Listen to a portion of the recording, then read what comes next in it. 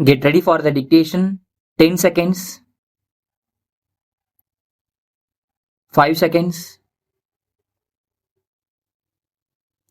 start. Speaking in the Rajya Sabha, the leader of the opposition said, Mr. Deputy Chairman, this is an important bill and I welcome it heartily. It has always been the desire of all that there should be prevention of closures, lockouts, and layoffs so that there may be rapid industrial development in our country. The Industrial Disputes Act is a very old piece of legislation. It requires a lot of changes. I am sure the proposed amendment will bring a great deal of relief to the people and the economy as a whole.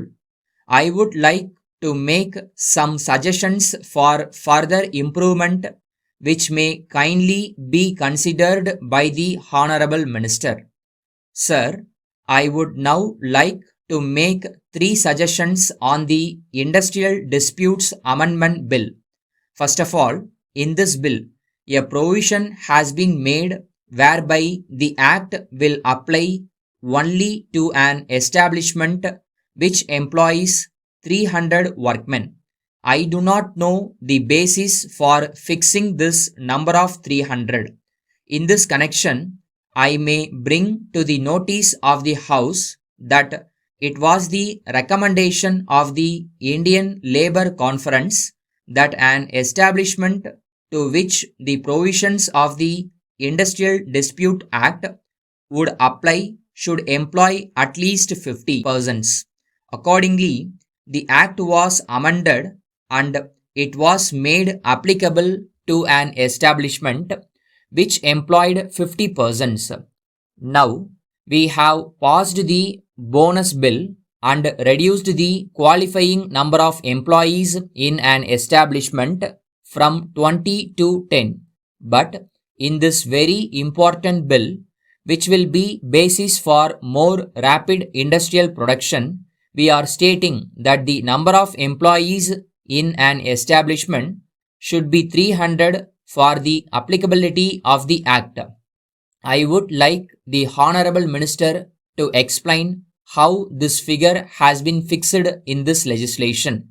I would suggest that in order to have uniformity, this provision about employment of 300 persons should be amended and it should be made 50. Secondly, I come to retrenchment.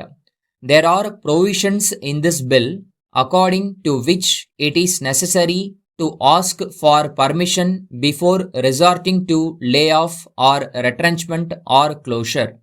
I welcome this provision, but at the same time, it is provided that no such permission is necessary if the retrenchment is under an agreement which specifies a date for termination of service. I think it will be good if it is also provided that such an agreement can be made only with the prior permission of the government. In the interest of the community as a whole, this provision is necessary. So, I would suggest that the provision may be amended in this way, which will promote industrial production. Thirdly, I come to restarting of a closed undertaking.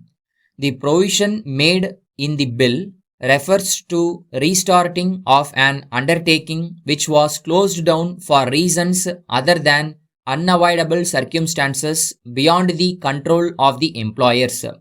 In actual practice, we find that many industries are closed down for various reasons, but it will be easy for an employer to argue that he had to close down an undertaking for reasons beyond his control.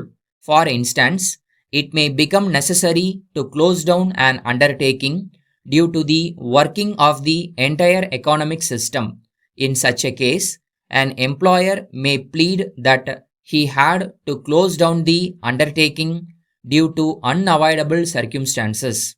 It may affect the economy and the community as a whole. So, I suggest that it will be better if the provision is so modified as to make it applicable to all undertakings which are closed down for any reason.